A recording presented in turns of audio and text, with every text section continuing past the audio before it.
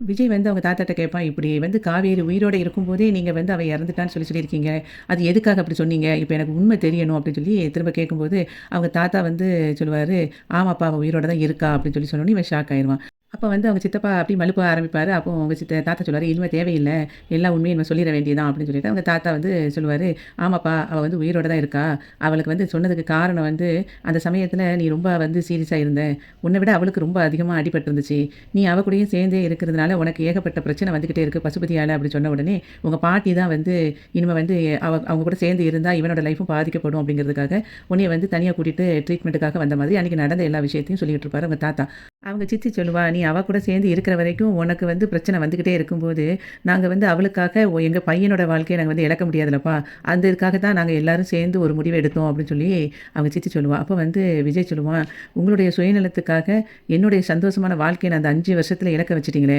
ஏன் தாத்தா மத்தவங்க சொல்லும்போது கூட நான் நம்பல. ஆனா நீங்க வந்து இப்படி சொல்லுவீங்கன்னு நான் நினைச்சு கூட பார்க்கல. இப்ப நான் வந்து என் பொண்டாட்டிய இழந்துட்டேங்கிறத விட, இந்த ஒரு பிஞ்சு மனசு இந்த குழந்தைக்கு ஒரு தாய் இல்லாத பாசத்தோட வளர வச்சுட்டீங்களே. அது எப்படி உங்களுக்கு தோணுச்சு? கொஞ்சம் கூட மனசாட்சி இல்லாம எங்க 2 பேரையும் இப்படி பிரிச்சு வச்சுட்டீங்களே! அந்த பிள்ளை எவ்வளோ நாளா அம்மாவ எங்க? அம்மாவ எங்கன்னு சொல்லிட்டு அம்மு கேட்டுக்கிட்டே என்கிட்ட இருந்திருப்பா. அத நீங்களும் பார்த்துக்கிட்டு தானே இருந்தீங்க தாத்தா. நீங்க இப்படி பண்ணுவீங்கன்னு நான் கொஞ்சம் கூட எதுவும் நினைச்சு பார்க்கவே இல்ல." அப்படின்னு சொல்லிட்டு சண்டை போட்டுட்டு இருப்பான் அவங்க தாத்தா கிட்ட. விஜயோட சித்தப்பா சொல்லுவாரு, "நீ வந்து கடைசியா காவேரி கூட போன வண்டிய வந்து அவன் பசுபதி ஆள வச்சு ஆக்சிடென்ட் பண்ணிட்டான். அதில மட்டும் உங்களுக்கு ஏதாவது ஆயிருச்சா, நீங்க அன்னைக்கே காலியா இருப்பீங்க. அவன் கொலை பண்ண கூட துணிஞ்சுட்டான். அந்த அளவுக்கு மோசமானவன் அவன். நீ காவேரி கூடயே இருந்தீன்னா, உனக்கு கடைசியில உன் குழந்தைக்கு கூட ஏதாவது பிரச்சனை ஆயிருக்கும்." அப்படின்னு சொல்லிட்டு இருப்பாரு சித்தப்பா. அத கேட்ட உடனே அவங்க சித்தியும் சொல்லுவா, "நீ இப்ப இருந்திருந்தா கண்டிப்பா நம்ம அம்முவுக்கும் ஏதாவது ஆயிருக்கும். 5 வருஷத்துல நீ இப்ப எப்படி நிம்மதியா இருந்திருக்க?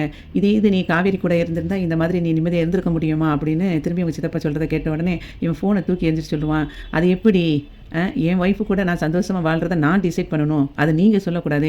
இந்த 5 வருஷத்துல ஒரு சந்தோஷமான வாழ்க்கையவே நான் இழந்துட்டேன்." அப்படின்னு சொல்லிட்டு அவன் ரொம்ப ஃபீல் பண்ணி பேசிட்டு இருப்பான். அதுக்கப்புறம் அவங்க தாத்தா கிட்ட சொல்லுவான், "ஏன் தாத்தா, நான் கல்யாணமே முடிக்காம இருக்கேன்னு சொல்லிட்டு அவ்வளோ கவலைப்பட்டீங்க.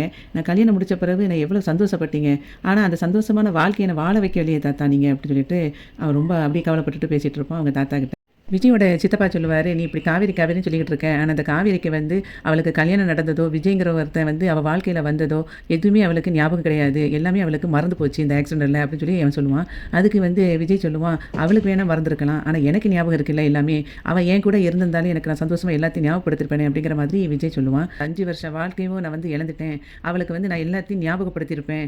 எனக்கு எல்லாம் ஞாபகம் இருக்குதுல்ல. நீங்க ஏன் இப்படி பண்ணுனீங்க? இப்ப நான் தான் வந்து என்னுடைய வாழ்க்கைய வந்து இழந்துட்டேன்னா, இப்ப என் பிள்ளையும் வந்து அம்மா இல்லாம எவ்வளோ கஷ்டப்பட்டுட்டு இருக்கு அப்படிங்கிற மாதிரி யோசிச்சு சொல்லிக்கிட்டு இருப்பான் விஜய். அத அவங்க சித்தி கேட்டுட்டு சொல்லுவா, "நீ அம்மா அம்மான்னு சொல்லிக்கிட்டு இருக்கியே, அந்த அம்மாவுக்கே அவ குழந்தை பிறந்ததே அவளுக்கு ஞாபகம் இல்ல. அது உனக்கு தெரியுமான்னு?" சொன்ன உடனே விஜய் வந்து அத ஷாக் ஆகி அப்படி கேட்டுட்டு இருக்கிற மாதிரி இன்னைக்கு மகாநதி சீரியல் வந்து முடிஞ்சது.